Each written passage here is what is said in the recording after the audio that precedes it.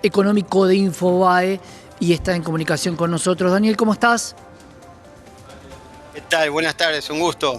Un placer. Bueno, Daniel, crawling peg del 2%, esto hace pensar que de cara a la liquidación fuerte de soja va a ser difícil para que el campo liquide más allá de las necesidades. ¿Cómo lo ves? No, bueno, lo que pasa, hoy se sorprendió el Banco Central ajustando el ritmo de devaluación porque dio un saltito en el dólar mayorista que si uno lo mensualiza, estaría pasando del 2% al 4% mensual. Es muy bajito con una inflación que está rondando, según el presidente estimó, que en febrero con el 15% y que marzo viene a un ritmo, por lo menos en ese rango, Claro. del 15 por factores estacionales. Entonces, dicho eso, comparado esa tasa de devaluación 2-4% con una tasa de inflación que está en el 15-18, parecería que es un atraso cambiario y entonces tu pregunta sobre si los exportadores cuando llega el momento de liquidar van a liquidar o van a esperar que se acomode el mercado y que el dólar vuelva a recuperarse. Recordemos que es el mismo tipo de cambio que recibió el gobierno de Javier Milei el 10 de diciembre, prácticamente 1.000 pesos, el dólar libre, y la alternativa estaba más o menos igual, y el dólar y la inflación fue casi un 70%. Entonces, lo que uno plantea es, por un lado, una situación en que el tipo de cambio se había disparado en demasía por un cuadro de incertidumbre, un gobierno que iba a tener dificultad en poner sus leyes en el Congreso, como se estuvo viendo, pero que al mismo tiempo la tasa real negativa, tanto de devaluación como de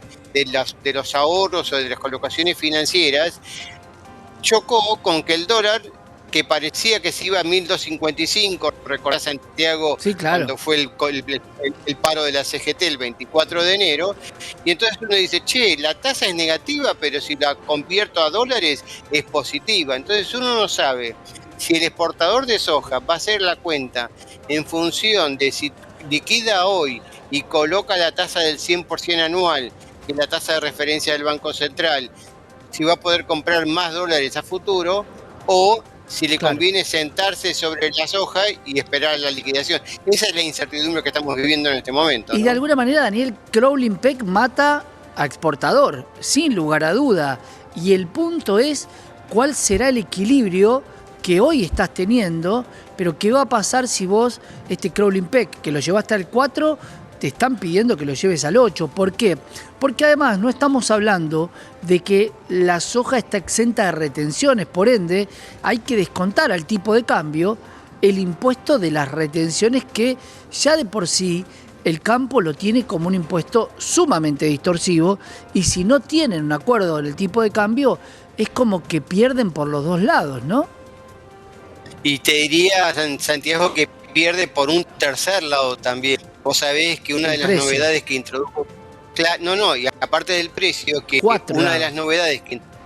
Exacto, porque lo que introdujo, lo que el mercado denominó en 20% de la liquidez de exportaciones de soja, pueden hacer con liquidación superior al dólar oficial de referencia.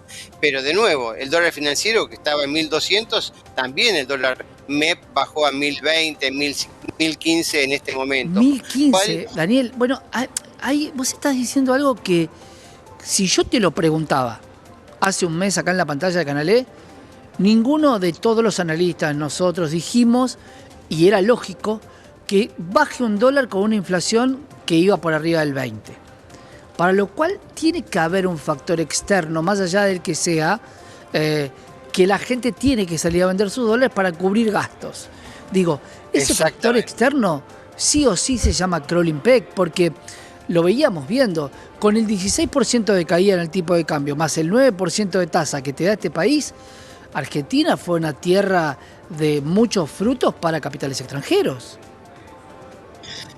Claro, que los famosos, los que hacen el carry trade, Claro. traigo, los vendo, coloco a tasa y después los reconvierto a dólares, porque no nos olvidemos que estamos frente a un ministro de Economía que es experto en mercado de capitales, y para ser un gran trader en mercado de capitales, es un especialista en manejo de bonos, etcétera, es porque conoce muy bien la economía real. No hace falta solamente operar, sino también las variables.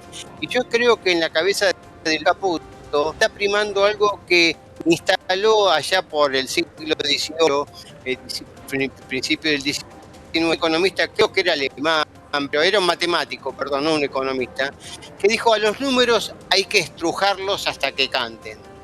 Y el Puto creo que está pensando que la economía argentina, que tenemos estas contradicciones de una pobreza que afecta prácticamente a uno a dos argentinos, una recesión brutal, etcétera, y hay gente que todavía tiene plata como para consumir, para gastar. Entonces le está diciendo: tenés que acomodarte un poco a la nueva realidad.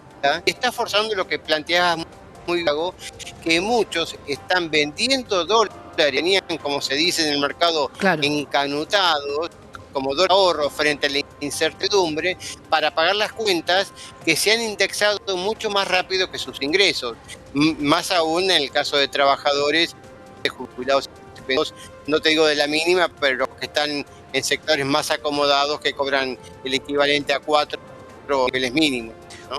Un gran nombre, pero también de un programa de radio que llamaba El Exprimidor, pero también digo, hoy la sociedad está aceptando y rechazando cosas que antes rechazaba y aceptaba a la inversa. ¿Por qué digo esto?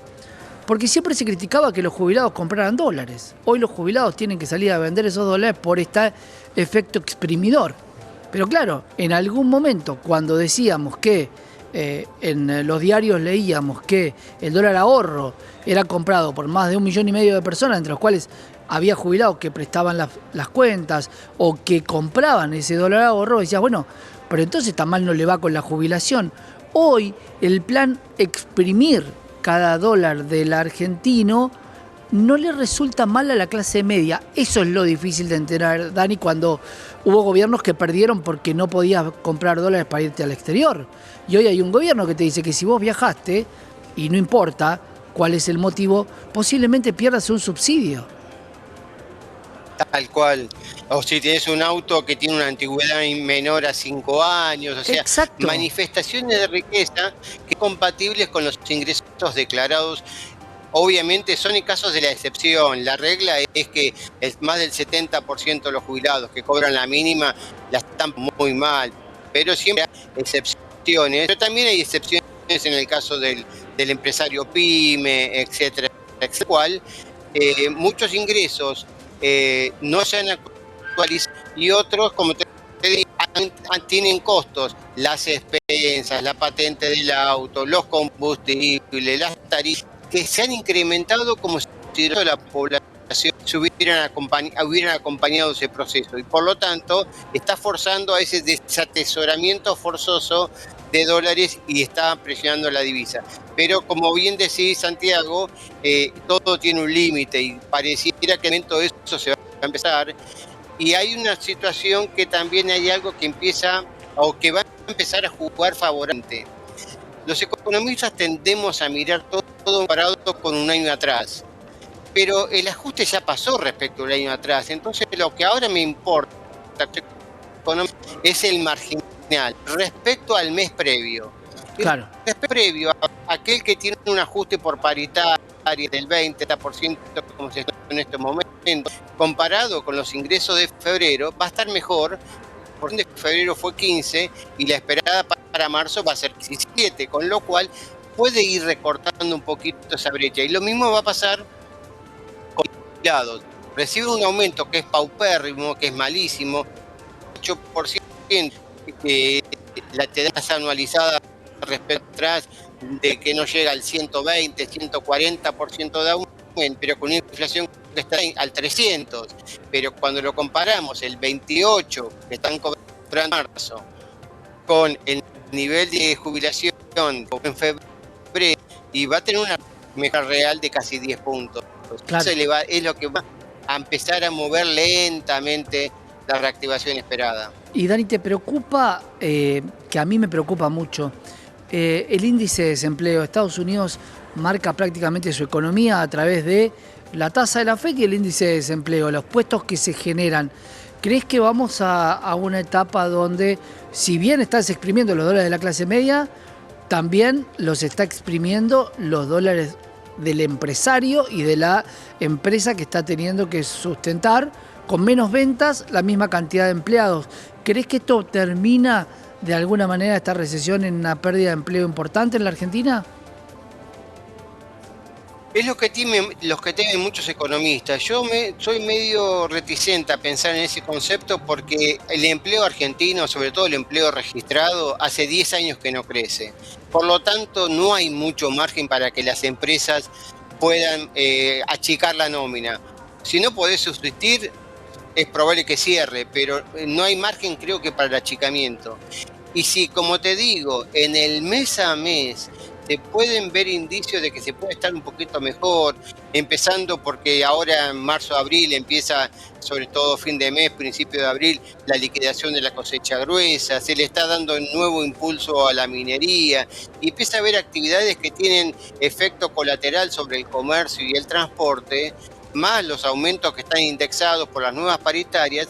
Creo que el que hace un ajuste hoy y no lo hizo antes en el empleo puede correr un riesgo de que le falte personal a la hora de enfrentar una moderada y lenta y gradual reactivación de la economía, ¿no? Claro, nuevos desafíos. Y te pregunto, Dani, yendo al llano, ¿los números dan lo que tenés que gastar, el déficit fiscal cero? Pero claro, también tenés una recaudación mucho menor en estos meses. Los números de la economía para empezar a sanar, ¿te parece que están empezando a dar?